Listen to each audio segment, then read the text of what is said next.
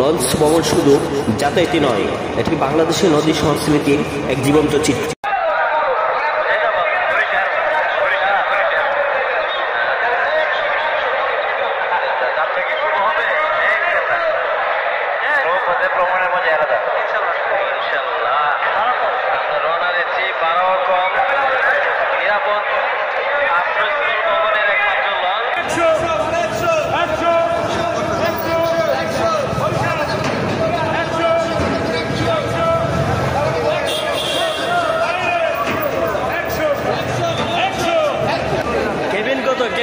Cabin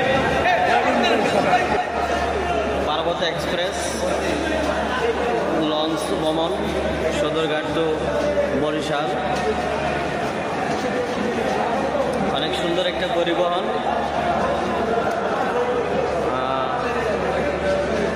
নদীপথে নিরাপদ আশ্রয়স্থল লঞ্চ ভ্রমণ সকলের প্রিয়।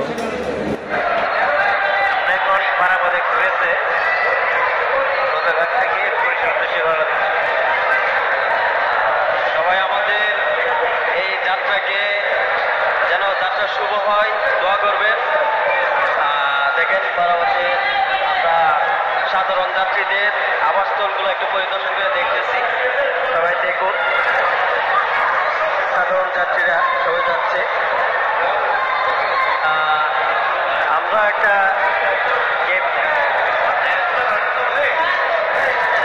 আমাদের এই কেবিনটা দেখুন বাংলাদেশের নদী নিবট যাতায়াত ব্যবস্থার এক ব্যস্ততম প্রাণ চঞ্চল কেন্দ্র লঞ্চ টার্মিনাল। ঢাকার বুকে বুড়িগঙ্গা নদীর তীরে অবস্থিত সদরঘাট লঞ্চ টার্মিনাল দেশের অন্যতম প্রাচীন ও বৃহত্তম নৌবন্দর।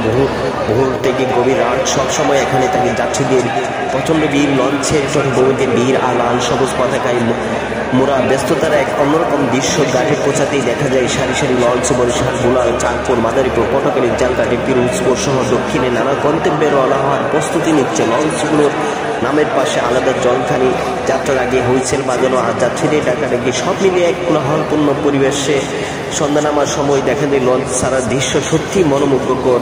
বুড়িগঙ্গার পানিতে লঞ্চের আলো ঝিলমিল করে ওঠে, বাতাসে নদীর ঠান্ডা গন্ধ আর ধীরে ধীরে শহরের কোলাহলকে পিছনে ফেলে লঞ্চ এগিয়ে যায় নদীর বুকে। সদরঘাট থেকে ছাড়ার সময় বেশিরভাগ লঞ্চে থাকে cabin, family cabin, deluxe cabin সহ বিভিন্ন সুবিধা। যাত্রীরা আরামে ঘুমিয়েও পৌঁছাতে পারেন তাদের গন্তব্যে। লঞ্চে থাকে ছোট রেস্টুরেন্ট বা ক্যান্টিন, সেখানে পাওয়া যায় ভাত, মাছ, চা, কফি সহ ইত্যাদি ইত্যাদি সব সম্পূর্ণ আপনাদের সুযোগ সুবিধা রয়েছে। সদরঘাট এলাকায় নৌ পুলিশ পরিষ্কার সব ধরনের নিরাপত্তা রয়েছে। আমরা এই মুহূর্তে লঞ্চ থেকে নেমে টার্মিনাল দিয়ে বের হচ্ছি।